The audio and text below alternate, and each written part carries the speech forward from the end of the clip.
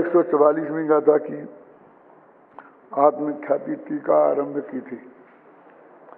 Page number 250 समय सार अनुशीलन भाग 2।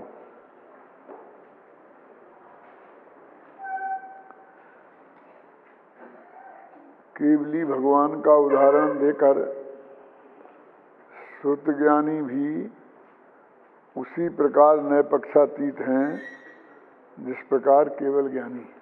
ये बात इस गाथा में बताई गई है।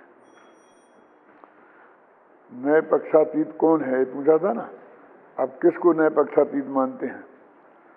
तो केवल ज्ञानी नए पक्षातीत हैं, इसके बारे में तो किसी को शंका नहीं होनी चाहिए, और श्रुत ज्ञानी के बारे में होती है। तो जो बात सर्वमान्य होती है उसे उदाहरण के रूप में प्रस्तुत किया जाता है, और जो बात सर्वमान्य नहीं होती है उसको सिद्ध करने के लिए उसे सिद्धांत के रूप में प्रस्तुत किया जाता है। ये शैली है।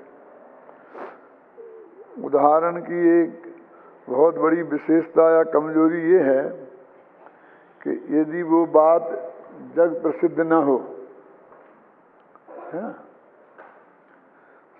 मान्य ना हो, जग माने अपर पक्ष, जो अपने प्रतिद्वंदी हैं कि जो अपने श्रोता हैं, उनके द्वारा मान्य नहीं हो तो उसे उदाहरण के रूप में पेश नहीं किया जा सकता, क्योंकि वो सारा झगड़ा तो उदाहरण पर ही शुरू हो जाएगा। जिसके लिए अपने दो प्रसिद्ध उदाहरण समय सार के हैं कि वैद्य लोग जहर खाते हुए नहीं मरते हैं, और शराबी शराब पीते हुए, ज्ञानी शराब पीते हुए, शराबी अरुचि भाव से पिए तो शराब का नशा नहीं चढ़ता। अब इन उदाहरणों में ही इन लोगों को शंका होती है, ऐसा कैसे हो सकता है। अब इससे जो सिद्धांत कहना चाहते हैं कि पर को जानते हुए और पर में उपयोग लगा होने पर भी ज्ञानी को बंध नहीं होता, उस सिद्धांत कैसे गले उतरे। तो पहले आचार्य को हो सकता है कुंद कुंद के जमाने में ये सर्वप्रसिद्ध उदाहरण रहे हों, लेकिन अमरचंद के जमाने आते आते उसमें शंकाएं होने लग गई, तो उन्होंने लिख दिया कि प्रतिबंधित शक्ति से संपन्न क्या ज्ञानी, उसने मतलब इंतजाम किया हो, ऐसे ही अरुचि पूर्वक दवा के रूप में सीमित मर्यादा में मद्य पीना, ऐसा उन्होंने उसका उदाहरण को बनाया। अब केवली भगवान के नए पक्ष नहीं होता है, कम से कम अमृतचंद्र समझते हैं कि ये सर्वमान्य है। उन्हें नहीं पता था 21वीं शताब्दी में इसमें भी लोग विवाद खड़ा करेंगे, क्योंकि केवली में भी नए लगा देंगे कि इस नए से जानते, इस नए से नहीं जानते, जबकि उनको नए रहा ही नहीं। नए तो शुद्ध ज्ञान में होते हैं, केवल ज्ञान है। फिर आचार्य ने लिखा, आचार्य ने तो हमारे ज्ञान में उनको एक गेय के रूप में, उदाहरण के रूप में बनाया है कि उन केवली भगवान का जो स्व पर को बिल्कुल एक सा ही जानते हैं, जानने में कोई अंतर नहीं है, उनका स्व को जानना हम अपने श्रुत ज्ञान में निश्चय नए का बात कहेंगे, और पर को जानना व्यवहार की बात कहेंगे। हम अपने ज्ञान में ऐसा लगाएंगे, केवली में नहीं है। और हम केवली पे झगड़ा करने लगे, माने व्यवहार से जानते हैं, माने गलत जानते हैं, और गलत जानते हैं माने केवली भगवान भी गलत जानते हैं। ऐसा अर्थ हो गया कि नहीं हो गया। तो इस गाथा में भी निष्कर्ष बहुत बड़ा नहीं है, लेकिन वहां तक पहुंच जाने के लिए जो विधि अपनाई गई है, जब पूरी उस प्रक्रिया को हम हल नहीं कर लें और उस विधि से उस उत्तर को नहीं निकालें, तो वो हमें कोई फायदा नहीं होगा। जैसे गणित होता है ना, और गणित को उन्होंने कहा भी हम तुम गुणा भाग करना सिखा रहे, तो उसने बता दी 100 में 4 का गुणा करो तो कितने होगी, तो उत्तर तो 400 हमें 1 सेकंड में मालूम है। क्यों? लेकिन उनको तो विधि सिखानी है। क्यों? तो वो तो कहेंगे 100 लिखो, गुणित 4 लिखो, फिर 4 का, क्योंकि 100 में एक साथ नहीं बोल सकते, तो 0 में तो फिर लिखो कि 0 में कुछ नहीं लगा, 0 ही आएगा, फिर दूसरे 0 में किया, फिर 0 आएगा, फिर ऐसे करना, विधि प्रक्रिया पूर्वक वहाँ पहुँचना चाहिए। क्योंकि 100 के 4 हो ये तो आप जानते हैं, लेकिन बड़ी बड़ी संख्या आएगी तो आप ऐसा नहीं जान सकेंगे। तो प्रक्रिया तो सरल संख्या से ही सीखनी पड़ेगी ना, है? तो इसलिए वो कहते हैं कि हमें प्रक्रिया से वहाँ पहुँचना चाहिए। वो जो हम निर्णय जानते हैं उससे काम नहीं चलेगा।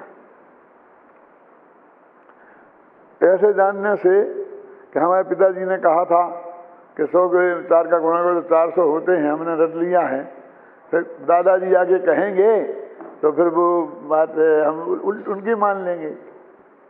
तो हम अपनी प्रक्रिया से निर्णय पर पहुंचेंगे, तो कोई भी दादाजी भी आ जाए ना, तो भी हम कहेंगे साहब ऐसा नहीं हो रहा, ये करके बताओ, हमें तो देख के बताओ। देखो, जिस प्रकार केवली भगवान विश्व के साक्षीपन के कारण, माने विश्व के वो सिर्फ साक्षी माने गवाह है, साक्षी का समझते हैं, ज्ञाता दृष्टा। जो अदालत में साक्षी के रूप में जाते हैं ना, गवाह के रूप में, तो गवाह के आधार पर किसी को फांसी लग जाती है और किसी की फांसी छूट जाती है। लेकिन जिसके आदमी को मारा गया है वो उसकी गवाही नहीं लगती, क्योंकि तुम्हारा तो पक्ष है। माने वो गवाह का निष्पक्ष होना बहुत जरूरी है। यद्यपि इस लोक में निष्पक्ष गवाह मिलना भी उतना ही दुर्लभ है, क्यों? लेकिन कानून क्या करे, रिश्तेदारी हो, कहीं से कोई संबंध हो, कोई लेन देन हो, ऐसा कुछ सिद्ध हो जाए तो हम उसे गवाह में हटा सकते हैं, और नहीं सिद्ध हो तो गवाह को प्रमाणिक मानना पड़ता है। फिर वकील बेचारे क्या करते हैं, गवाह के आधार पर ही होना है निर्णय, तो उस गवाह को ये सिद्ध करने की कोशिश करते हैं कि ये झूठा है। तो सारी बहस उस गवाह से जो सामने वाला वकील करता है, वो ये कर देवे किसी तरीके से कि ये आदमी प्रमाणिक नहीं है, तो वह खलास हो जाती है बात। क्या अब ये कहते थे विश्व के साक्षीपन के कारण, साक्षी उसे कहते हैं जानता सब कुछ है और पक्षपात बिल्कुल नहीं है। क्या श्रुत ज्ञान के अवयवभूत व्यवहार निश्चय नय के पक्षों के स्वरूप को,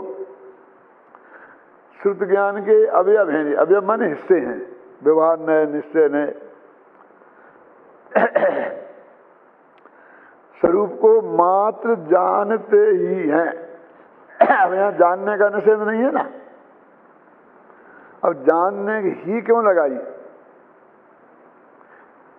इसके लिए लगाई कि उनमें राग द्वेष नहीं है उनके प्रति, परंतु सतत उल्लसित सहज विमल सकल केवल ज्ञान के द्वारा निरंतर केवल ज्ञान की पर्याय केवल ज्ञान में उत्पन्न हो रही हैं, उसका नाम उल्लसित, यानी उसे आलस नहीं आ रहा है। अदालत में जाके गवाही देवे, मैंने कहा तो था, तो इसको करके लाओ, नशा किया हो तो होश में आ जाए जब लाना, नहीं तो मुंह धुला के लाओ। क्या उल्लसित, अब उल्लास पूर्वक, मतलब एकदम सक्रियता होनी चाहिए उसमें। तो सहज विमल सकल केवल ज्ञान, सहज है, निर्मल है और सबको जानने वाला है, ऐसा केवल ज्ञान के द्वारा स्वयमेव विज्ञान घन स्वभावी होने से, भगवान आत्मा तो विज्ञान घन स्वभावी है, शुद्ध ज्ञान की भूमिका की अतिक्रांतता के द्वारा, कि शुद्ध ज्ञान की भूमिका से वो पार हो गया है, अर्थात शुद्ध ज्ञान की भूमिका को पार कर चुकने के कारण समस्त नए पक्ष के परिग्रहण से दूर हुए होने से किसी भी नए पक्ष को ग्रहण नहीं करता। अब ये तो उदाहरण है, अब सिद्धांत घटित करो। अब बाकी बातें तो वो भी सिद्ध करेंगे कहाँ गड़बड़ है। उसी प्रकार जो श्रुत ज्ञानी आत्मा तत्संबंधी क्षयोपम से उत्पन्न श्रुति ज्ञानात्मक विकल्प उत्पन्न होने पर भी, अब यहाँ क्या लिखा था, परंतु जिस प्रकार केवली भगवान साक्षात साक्षी बने के कारण शुद्ध ज्ञान के अवभूत व्यवहार पक्षों के स्वरूप को जानते ही हैं, पर क्योंकि उन्हें कोई पर कोई मतलब उनमें उत्सुकता नहीं है। अब यहाँ कहते पर भी श्रुत ज्ञानात्मक विकल्प उत्पन्न होते, केवली में तो विकल्प उत्पन्न नहीं होता ना, तो वे तो निर्विकल्पक जानते हैं और ये विकल्प जानता है, ये अंतर आ गया। तो हम उदाहरण कैसे दे सकते हैं? उदाहरण दोनों एक सा होनी चाहिए ना। अपन ने पश्चाताप में कहा कि सीता से यदि धोबिन की उपमा देनी है तो धोबिन अपनी मर्जी से दूसरे के घर में रह के आई थी, ये नहीं माना जा सकता, क्योंकि सीता को तो जबरदस्ती ले जाया गया था। तो हमें धोबिन के उदाहरण में भी ये मानना पड़ेगा कि उसे जबरदस्ती ले जाया गया था, तब तो वो उदाहरण साम्य होगा ना, नहीं तब नहीं होगा। अब भी कहते तो अलग ही बात है, उसे तो वो जबरदस्ती ले गए थे, ये तो मर्जी से गई थी, तो फिर तो वो कानून लागू नहीं होगा ना, क्यों? वैसा ही उदाहरण मानना पड़ेगा कि नहीं? तो आप कहते हैं कि इनको तो विकल्प उत्पन्न हो रहा है और उनको तो होता नहीं था। श्रुत ज्ञानात्मक विकल्प उत्पन्न होने पर भी, वहां लिखा था विज्ञान स्वभावी होने से, पर के ग्रहण करने के प्रति उत्सुकता से निर्वृत्त होने से, ये बहुत मार्मिक पंक्ति है इतनी में, उत्सुकता से निर्वृत्त होने से। सम्यक दृष्टि अपने भगवान आत्मा को जानने के लिए उत्सुक हैं और पर को जानने के लिए उत्सुक नहीं है। और ये उत्सुकता भी सिर्फ श्रद्धा संबंधी लेना, राग संबंधी उत्सुकता तो हो सकती है। यदि एकदम आया समाचार कि फला आदमी का, बहुत बड़े आदमी का स्वर्गवास हो गया है, तो सम्यक दृष्टि को उत्सुकता नहीं होगी। आप कहोगे तो काय में आया, काय में आया, कि मैं कह रहा हूं ना कि नहीं, बोला अखबार में। अखबार कहाँ है? तो अखबार को पूरा 3-3 दफे पढ़ता है, क्यों? तो उससे उत्सुकता तो है ना। तो ऐसी उत्सुकता का निषेध नहीं है, ये तो चारित्र संबंधी है। अब एक जरा भूल हो गई तो सब मामला गड़बड़ हो जाएगा। क्या जानने का निषेध नहीं है और जानने की श्रद्धा में उत्सुकता होने का निषेध है। अब हम इस अंतर को नहीं समझ पाते।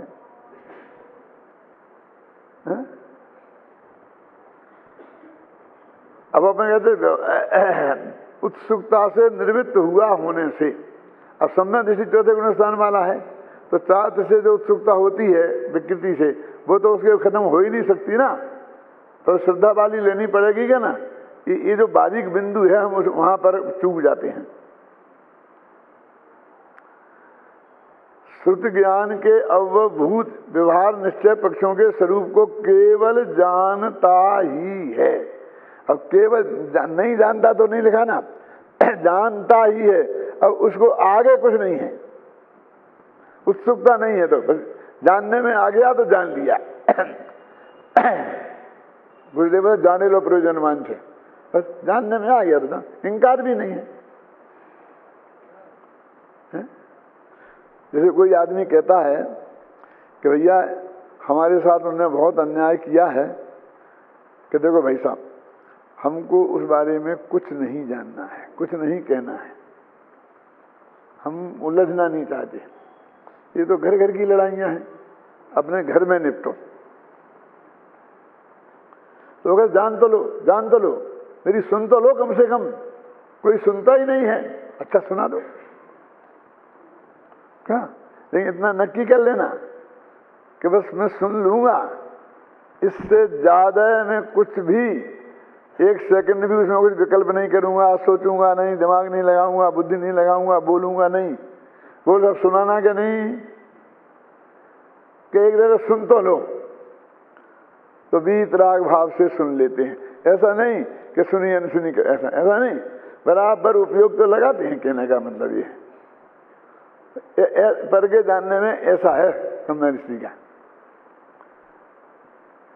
कि देख भाई सच्ची बात है कि हम कुछ नहीं कर सकते पर में, कि तुम जान तो लो, कि सुना ले जान ले। और जब जान लिया अंत में कि मैंने कह दिया था ना पहले कुछ नहीं करूँगा, नहीं, तो आपने जान तो लिया ना कि हाँ जान लिया। कि क्या जान लिया? कि तुम में आपस में बहुत झगड़ा है, कसाय तो उसे भी होगी अनुमान करता हूँ मैं, लेकिन तुम में पक्की है, इतना मैंने जान लिया है। क्यों? क्योंकि असलियत तो मैं तुम्हें जाना है ना, मैंने तुम्हें सुना है, उसे थोड़ी सुना है। वो कैसा आदमी है ये तो उसे जानूंगा तब मैं मानूंगा। तुमने ये कह दिया कि वो महानालायक है तो उसे मैं महानालायक नहीं मान लूंगा। ये कोई केवली की बात नहीं है, हर आदमी का यही है। क्यों भैया? हाँ साहब ने सुन ली बात, मैंने सुन ली साहब। क्या हुआ? अरे क्या बताएं साहब, ये तो आग है, आग है? गाली के सिवाय तो हमें बोलते ही नहीं है। जब मैं उन परोक्ष में मेरे सामने इतनी बक रहे थे तो सामने क्या हुआ होगा इसका अनुमान मैं कर सकता हूं। तो अब क्या करना है? क्या करना? जान लिया ना क्या करना? जान लिया ना। अपन को क्या करना? अपने पास काम कम है क्या? देखो बहुत मर्म की बात कहता हूं, हम किसी दूसरे के बारे में जितना विकल्प को लंबाते हैं उतना अपने काम में पिछड़ जाते हैं। अपने स्वाध्याय में, तर्क समझने में, लिखने में, बोलने में अब हमारी ड्यूटी है ना जो। क्यों?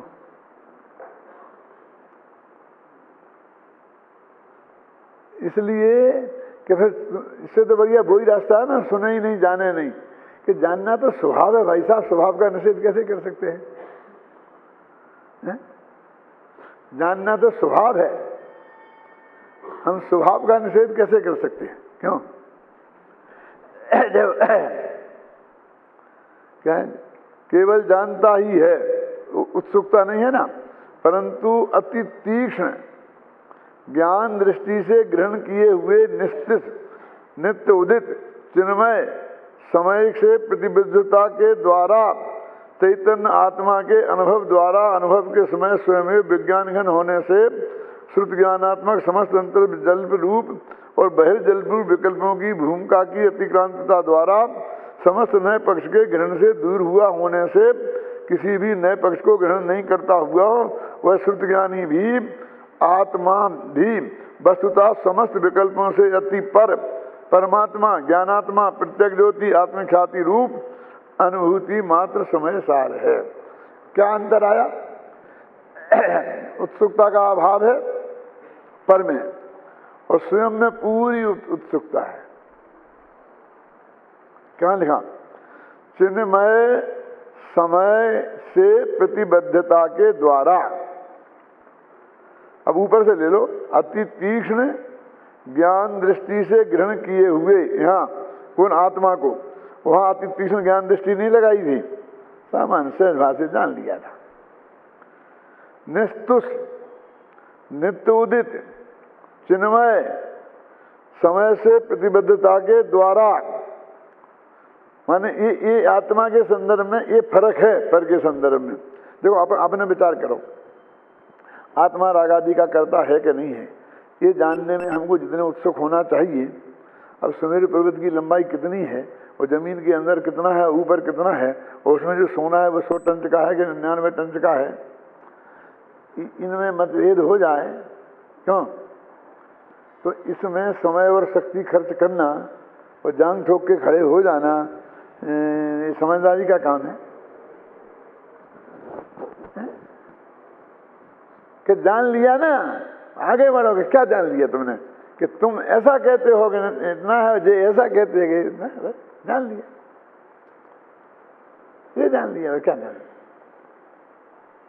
कि तुमने हम आचार्यों के प्रमाण दे रहे तो हमने जान लिया, तुम दे रहे फलाने आचार्य का, तुम फलाने का दे रहे, वो जान लिया। तो तुम्हें कोई डिसीजन करना है कि हमें क्या करना हो, कोई हमें जमीन थोड़ी खरीद क्यों?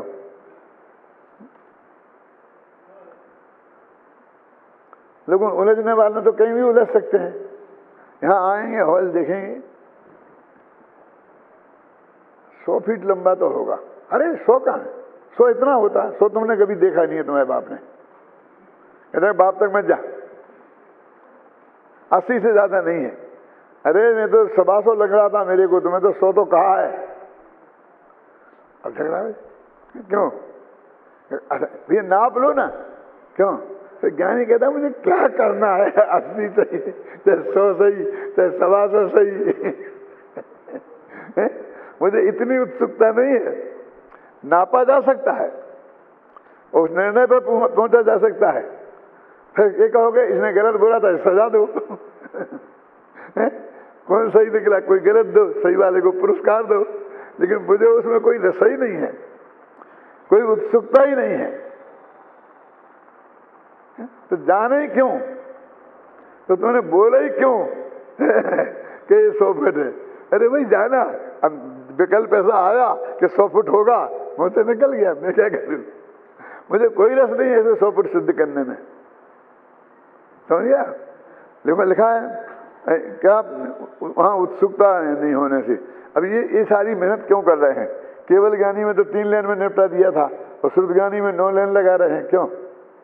क्योंकि उसको तो उत्सुकता नहीं है, और जानने में वो बात सिद्ध करने में इतनी मेहनत नहीं है, मान्य है। अब तो ये बता रहे कि श्रुत ज्ञानी को ऐसे हो सकता है क्या?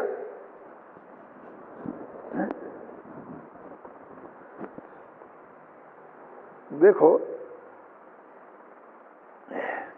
एक जो राग द्वेष की तीव्र वृत्ति वाला जीव है, काम वासनाओं की उत्तेजना से भरा हुआ जीव है, तो उसको ये समझ में आ ही नहीं सकता है कि आपने उस महिला को देखा है। हाँ देखा है, जानते हो क्या? जानते हो वो कैसी है?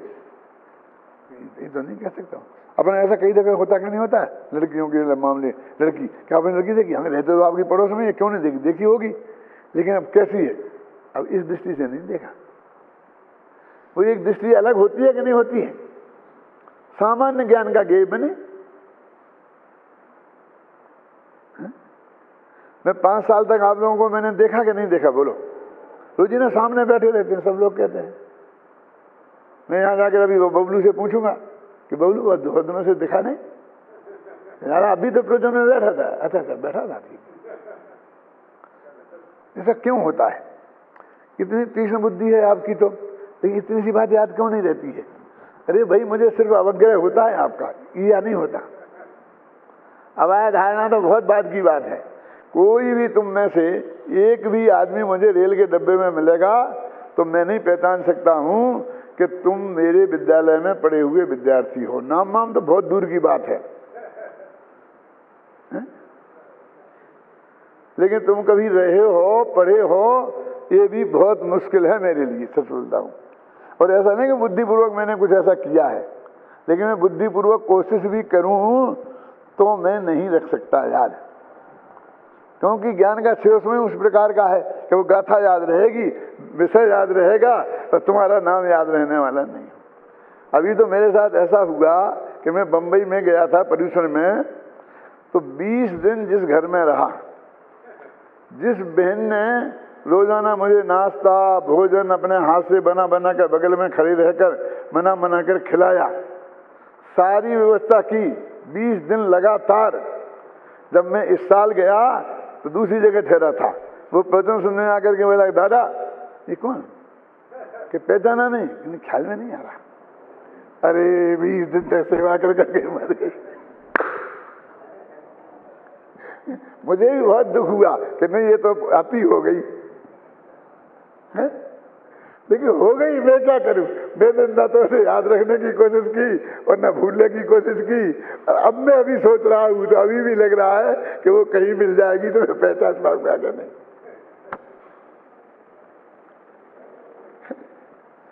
इस उदाहरण से सिर्फ मैं ये बताना चाहता हूं कि उत्सुकता का अभाव क्या है ऐसा विशेष जानने लायक? तो जानते ही क्यों? अरे तो स्वभाव है, जानने में आ जाता है तो आ जाता है, मैं क्या करूं?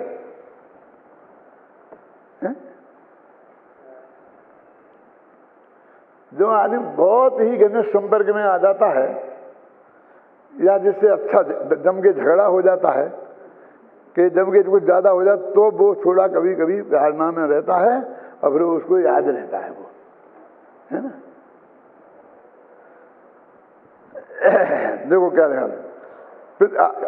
चिन्मय समय आत्मा से प्रतिबद्धता के द्वारा ये है बस। हम तो आत्मा से प्रतिबद्ध हैं। प्रतिबद्ध समझ गए ना कि हमारी प्रतिबद्धता कैसे है,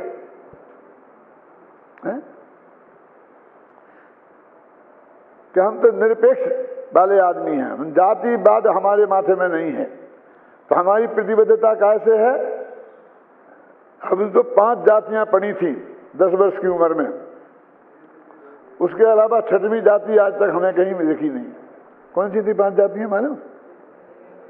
कल ही बोला था ना शांति जी ने परसों। हाँ, 1 इंद्रिय जाति, 2 इंद्रिय जाति, 3 इंद्रिय जाति, 4 इंद्रिय जाति और 5 इंद्रिय जाति। तो 5 ये सारे देव, सारे नारकी, सारे शनि पंचेंद्रिय, शनि पंचेंद्रिय त्रियंच अपनी जाति की तो हैं। महाशास्त्र तत्वा सूत्र में लिखी है, जो देखो मैं सीता में सबको मान्य है। मतलब और कोई जाति लिखी हो तो बताओ। इन 5 जातियों को जानते हैं हम, बस खत्म। इसके अलावा कोई हमारी प्रतिबद्धता इन 5 जातियों से है। बाकी सब हमारे साधन भी हैं, उसमें क्या है जिस बात को मानते हो तो। ऐसे ये वात्सल्य शब्द बार बार आता है तो अपन प्रेम राग भाग, मेरे मुंह से वात्सल्य ही निकलेगा। किसी महाराज मुनिराज विद्यानंद जी से बात होती है, सब आपका वात्सल्य बहुत है, वात्सल्य भाव ही में बोलते शब्द निकलता है। तो वात्सल्य भाव में वो जो परम पवित्रता है वो ये प्रेम में राग भाग में है ही नहीं। क्या इनमें तो विषय कसाई की ना कितनी कितनी बातें जुड़ी हैं। वो वात्सल्य भाव वो श्रद्धा वाली बात है, क्योंकि वात्सल्य अंग है ना, तो वो किसका है? सम्यक दर्शन का है ना। तो सम्यक दर्शन के अंग में सम्यक दर्शन वाला ही वात्सल्य लेना चाहिए। क्या कि गले से चिपट जाना, वे करना, ये क्या है? ये तो जड़ की क्रिया है। कि राग करना ये भी राग की क्रिया है। अंदर में दर्शन ज्ञान चारित्र और दर्शन ज्ञान चारित्र वाले, इनके प्रति अंतर में, अब मैं प्रेम तो फिर कहना नहीं चाहता हूं, तो वात्सल्य होना समझ गए ना आप। जो अंदर में चित्त का उत्साह है उसका नाम वात्सल्य भाव है।